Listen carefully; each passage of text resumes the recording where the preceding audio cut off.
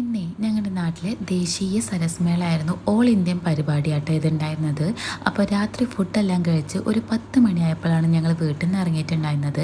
റോഡെല്ലാം lights ഒക്കെ വെച്ച് നന്നായി സെറ്റ് ചെയ്തിട്ടുണ്ടായിരുന്നേ. ഒടുക്കത്തെ തിരക്കുമായിരുന്നു. കുറെ കഴിഞ്ഞിട്ടാണ് കാറൊക്കെ ഒന്ന് പാർക്ക് ചെയ്യാനുള്ള പ്ലേസ് ഒന്ന് കിട്ടിയിട്ടുണ്ടായിരുന്നത്. ഇന്നായിരുന്നു ഇതിന്റെ ഇനാഗ്രേഷൻ. നമ്മുടെ മുഖ്യമന്ത്രി ആയിരുന്നു വന്നിട്ടുണ്ടായിരുന്നത്. 11-ാം തീയതി വരെ ഒരുപാട് സെലിബ്രിറ്റികൾ ഇതിൽ വരുന്നുണ്ട് കേട്ടോ.